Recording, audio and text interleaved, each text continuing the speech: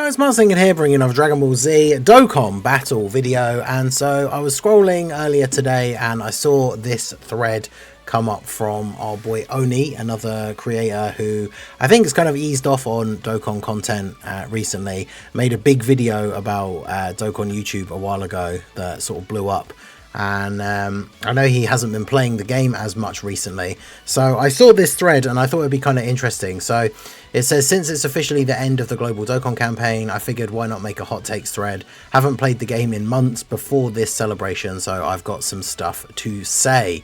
So I thought it'd be kind of interesting to look at this, because I know a lot of the time when we talk about things on stream and we go through like the state of the game and how things are going on in the celebration, a lot of people are coming at it from that perspective of people that have been playing the game for a long time and are playing it like every day. So in the build up to some of the bigger celebrations, when we go through the drier periods, the game can feel like a little bit more of a slog. So it's kind of interesting to get some perspective on the global Dokkan campaign from somebody who had taken a break up until the celebration started. So shout out to Oni. I haven't read through all of these. I wanted to try and like give my initial responses and reactions to them and see how we go. So the first one, remember this is supposed to be hot take, so I guess we'll judge it based on how hot they are as well as whether or not I agree or disagree with them, right? But the first one is, I was right about Omega this entire time. You were just too silly to see it. My goat is climbing those ranks. I mean, yeah, I think Omega was probably... Was he maybe a little bit underrated when his details were first released? But I think the big problem there is more so not specifically people like underrating Omega, but more so the fact that obviously he released alongside Super Saiyan 4 Gogeta, who was crazy good in terms of the animations, like the peak hype as soon as we saw him for the first time, and even seeing his kit, like it seemed like he'd be super overpowered, whereas Omega, his kit didn't make him seem crazy busted like straight off the page, but we knew, or at least I knew looking at him, that like his leader skill was good and that his team was going to be good. And so yeah, I think a lot of people now very much have warmed up to the fact that Omega is one of the better units. I mean, we got 5 units technically for the GDC, and like when I did my tier list the other day, I put Omega at 4, putting him over Rosé, but I feel like you could make arguments for his team being one of the best teams to come out of the celebration. His team absolutely destroys the new Supreme Magnificent Battle stages, whereas some of the other units like Super Saiyan 4 Gogeta and some of those teams like GT Heroes or Super Bosses can struggle against those stages. So Omega definitely in a very, very good spot in the meta currently, which is really cool to see. So this is by far one of the most insane part 2s in Dokkan history.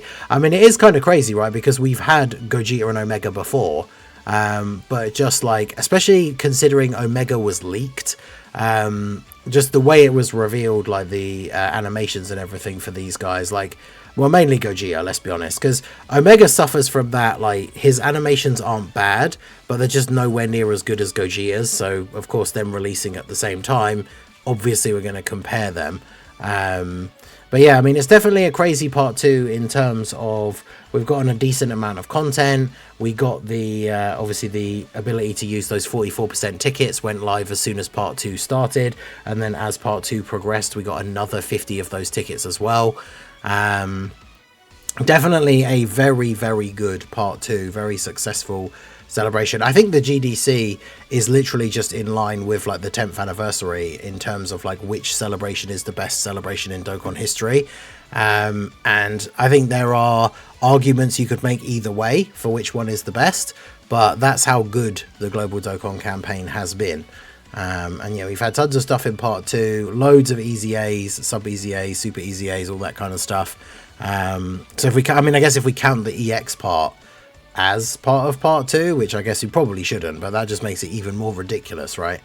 So overall, I think all parts of the celebration have been bangers, literally 0 complaints. I mean, yeah, my only complaint with the global Dokkan campaign overall, I think, is the pacing.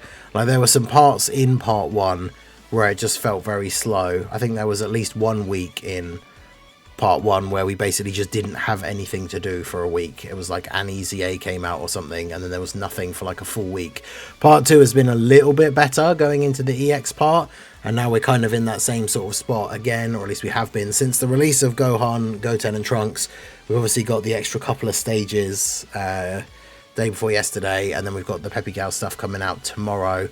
But I think that's technically part of like its own separate like mini celebration, right, and not technically part of the EX celebration. I'm not 100% sure, but that's my only complaint overall with the global Dokkan campaign. I think is just pacing in certain places, but otherwise I think everything has been really good. Some of the sub EZAs are obviously not like super crazy, but I don't think any of them are bad particularly.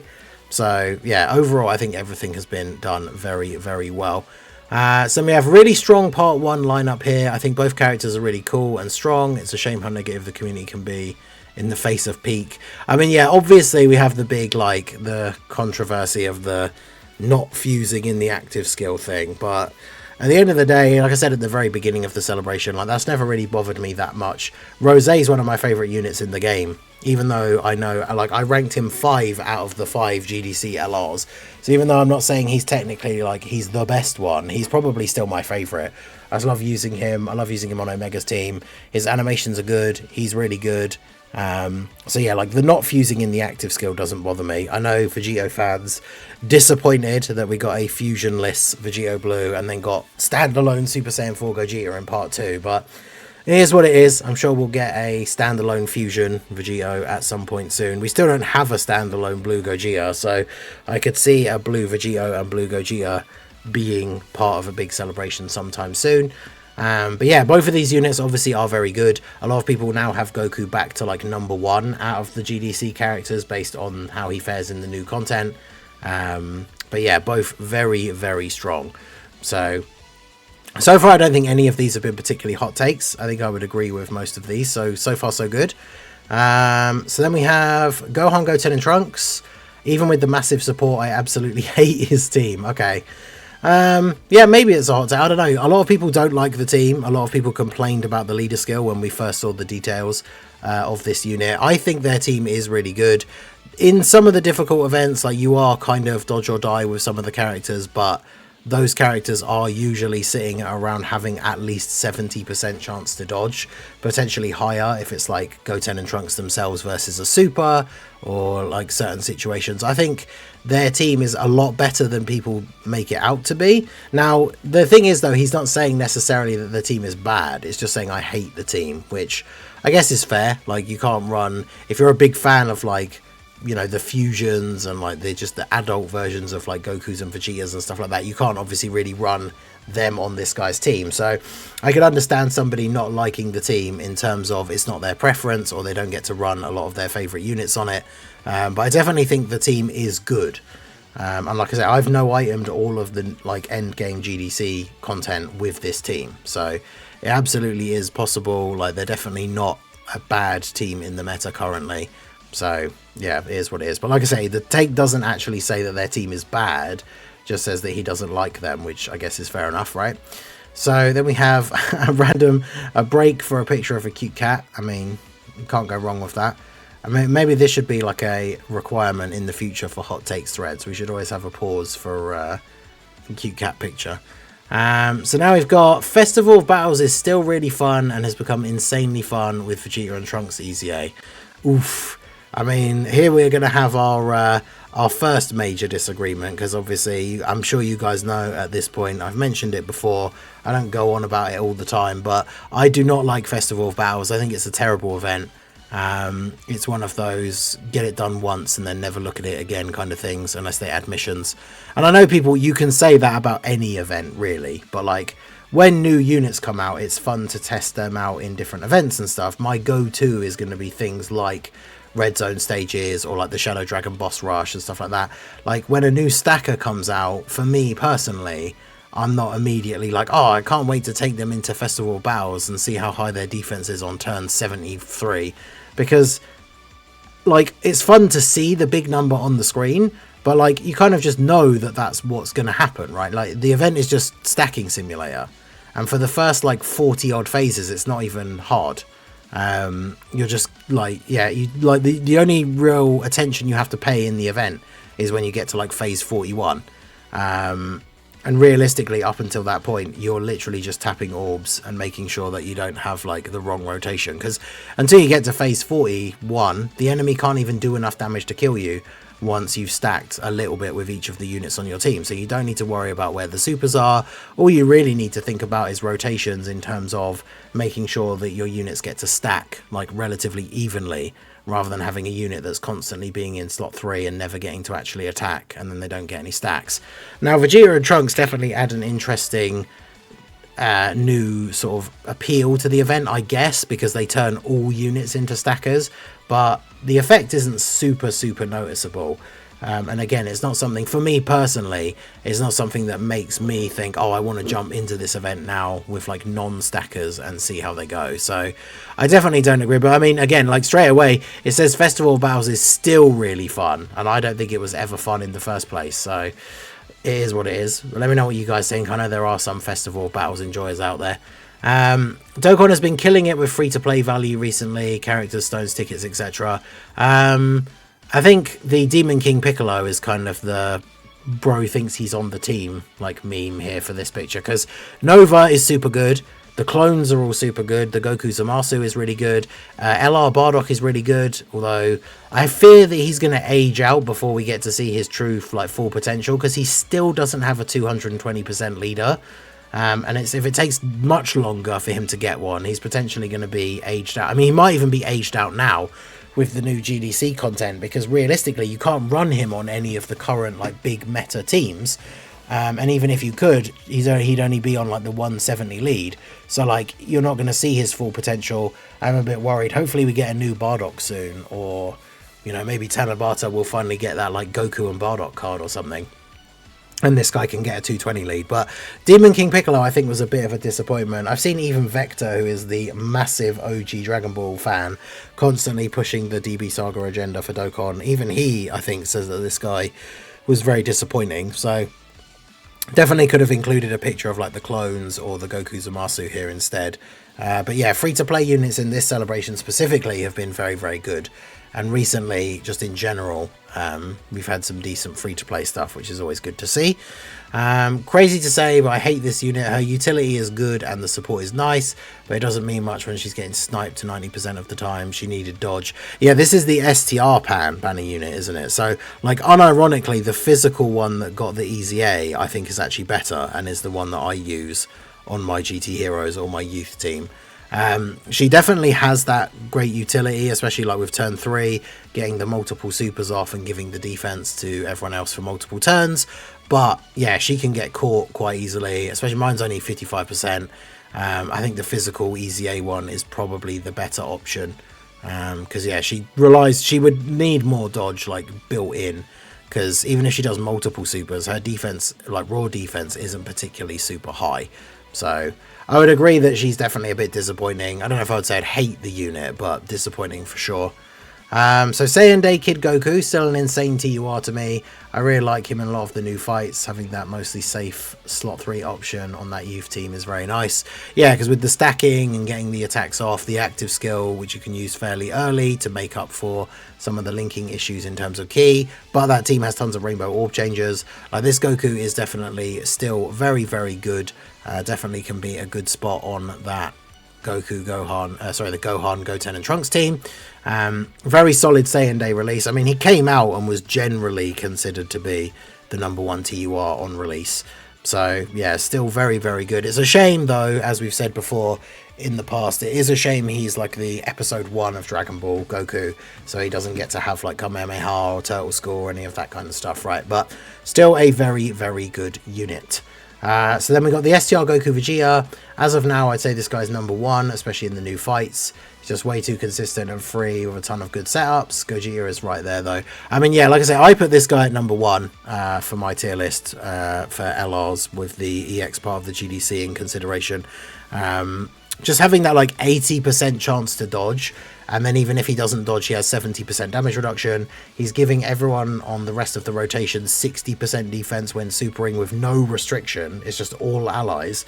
So even if you're running like a mixed team and you have Rosé on the team or something, he gets the buff as well, which is obviously very, very good.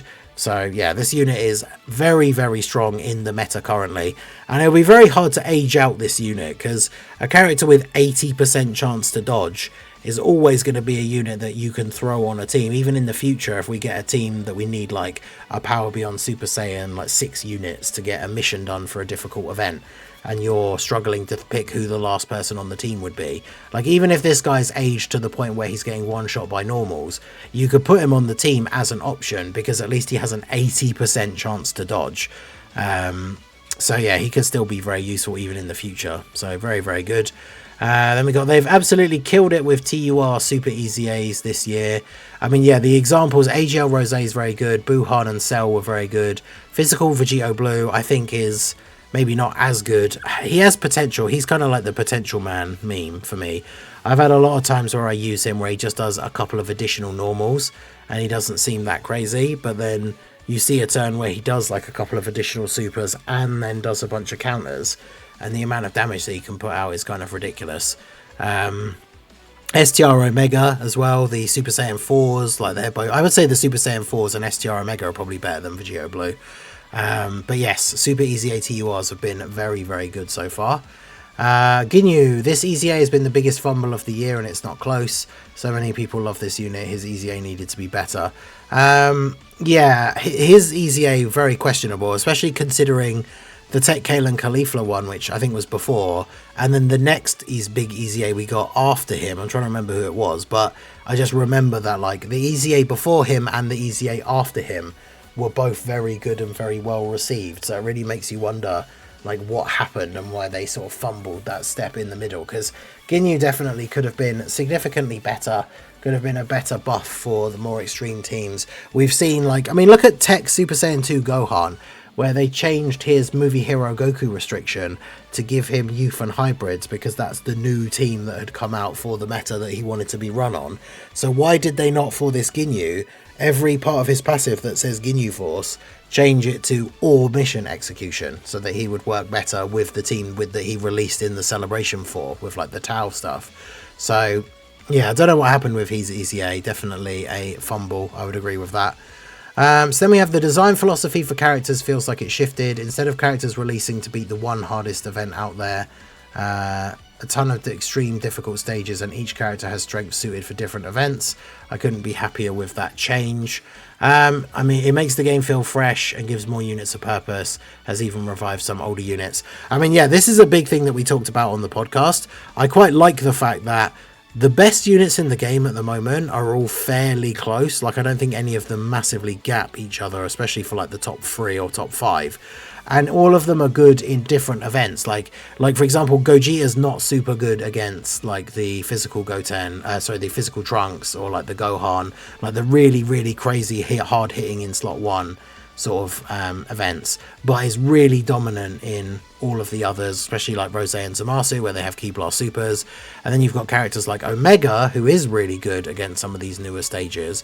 Like, you've got these teams all have their own different strengths, and I like the fact that it's not just, you know, this one unit is the best unit because they're amazing in all of these events, and all the other units below them are not as good in the events, and therefore this, like, the number 1 unit is far and away the best, and if you didn't pull them, then good luck with like difficult content.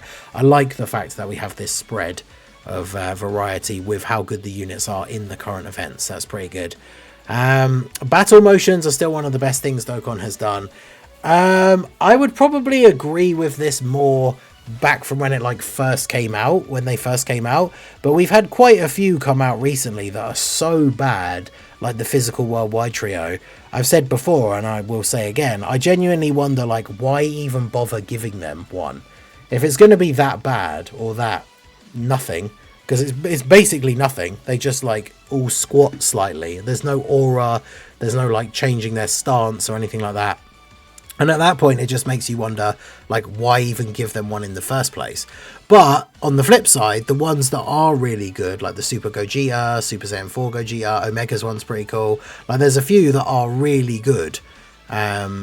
And they are obviously worth it, and I'm really a really cool addition to the game. But some of the ones recently, especially, seem really phoned in, which kind of defeats the point of having them. They're like a super cool thing to have, but then if you're just going to give characters ones that are really boring, then it's kind of like, what's the point, right? Dokkan needs to change this, otherwise giving the nuking leads EZAs are pointless. Yep, 100% agree with this. We've done videos talking about this and stuff already. Don't need to think about anything more than this. Why those guys are still banned, I don't know. You still can't really like nuke events in the current meta anyway. Yeah, Super Saiyan 4 Gogeta is still an absolute beast. Just because he can get taken out in difficult events, like, so can some of the other characters, right? And in other events, he still absolutely wipes the floor with those events. So he is still an absolute beast. Don't let people posting screenshots of him dying in, like, the one specific endgame event that he's not good in suddenly makes him, like, bad or something, right? So Rosé and Zamasu, this unit is probably one of the best extreme units ever. Great animations, amazing kit. They feel nearly unstoppable in some of the hardest fights right now. I have zero issues throwing them in slot 1 in a lot of these new fights. There are actually some, to be fair, with how hard they're hitting some of these fights, that these guys really can't, like, go slot 1. But other than that, I do agree that they are very, very good. As I said earlier, like, Rosé potentially is still my favourite unit in the game at the moment, with like all the GDC units considered. There are some stages where he won't do as well in slot 1, but for the most part, very, very good. The only thing I will say, as I've said before, his leader skill, I think Super Bosses wasn't the best choice. I don't think the leader skill is a particularly great one for them. I would have really liked him to have had Worldwide Chaos instead, but it is what it is. Great damage, links, conditions, etc. All around extremely powerful unit, and I feel like isn't talked about enough as an extreme class unit. Their leader skill has insane potential. I mean, it does, depending on what happens in the future for Dokkan and Super Bosses. If they start animating the new arcs and we start getting like Moro units and stuff like that, then obviously Super Bosses could have some interesting additions. But otherwise, Super Bosses is probably not really going to get buffs outside of whenever they repeat Future Saga or Universe Survival Saga stuff. And that's kind of it, really, which is a bit of a disappointment. I think Omega overall, because the take is that one of the best extreme units ever, I think Omega is just more useful for the extreme landscape in general because of his team. And Rosé and Zamasu can even go on that team. So, but there you go. That was the end of the thread. So it wasn't super long. Honestly, I would say, considering this was advertised as like a hot takes thread, there was very few things in this that I disagree with at all. The main thing, I guess, being Festival of Battles. I'm not a Festival of Battles fan. If you are, then fair enough. But everything else seems pretty reasonable and seems like stuff that I would agree with. So shout out to Oni. Let me know what you guys think of these takes down below. Let me know your hot takes for the Global Dokkan campaign. Maybe I'll make a separate video getting some of your guys' takes. I should make one getting your guys' thoughts just on the Global Dokkan campaign overall. Whether we make it into like a hot takes thread or just a like what are your thoughts on the campaign overall, that's definitely something that I will do in the next couple of days. But yeah, let me know what you think of Oni's takes down below. Shout out to the boy, go check him out. And yeah, that is going to be it for the video. This has been the Master Ningen. Smash that like button, subscribe to the channel if you are new. Check out the links down below, and I will see you all again soon. Have a good one.